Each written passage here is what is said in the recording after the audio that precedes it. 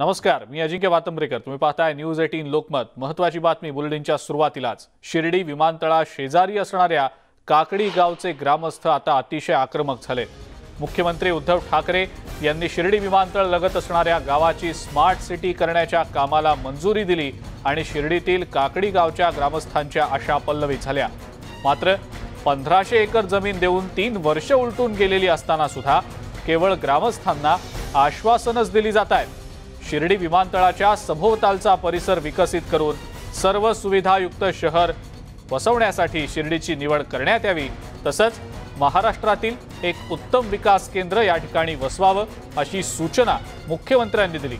महाराष्ट्र विमानतळ विकास कंपनीच्या संचालक मंडळाच्या बैठकीमध्ये हा निर्णय झाला। विमानतळ तयार होताना कवडीमोल दराने आम्ही आमच्या जागा दिल्या, मात्र आज विमानतळ प्राधिकरण आमच्याकडे दुर्लक्ष करतंय। ग्रामपंचायतीचा थकलेला 5.5 कोटी रुपयांचा कर अजूनही दिलेला नसल्याचा आरोप ग्रामस्थांनी केलाय। जर 15 दिवसात ग्रामपंचायतीचा विमानतळाकडून येणारा थकीत कर मिळाला नाही तर विमानतळाला कुलूप ठोकणार असल्याचा इशारा ग्रामस्थांनी दिलेला आहे।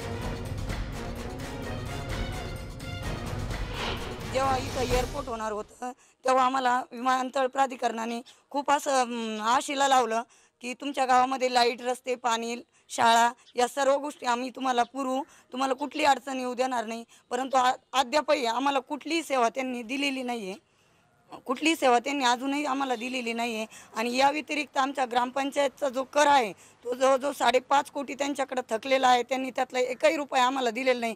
त्यामुळे गावाचा विकास कसा करावा हे आम्हाला अजूनही त्यातून समजेना।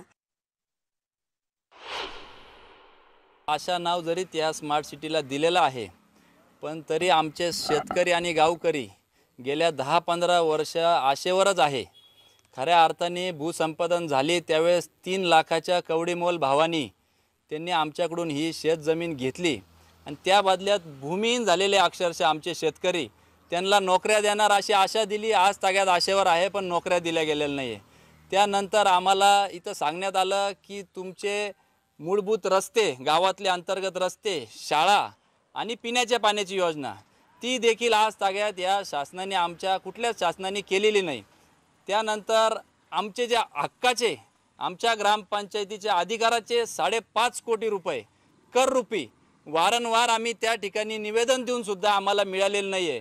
आम्ही आता या माध्यमातून शासनाला अल्टिमेटम देऊ इच्छितो, येत्या 15 दिवसामध्ये जर आमचे कर स्वरूपी जे गावाला मिळणारे 5.5 कोटी रुपये आहे ते जर मिळाले नाही तर कायदेशीर आम्ही या शिर्डी विमानतळाला कुलूप ठोकणार आहोत। तिथं ग्रामस्थान म्हणून आम्ही सर्वजण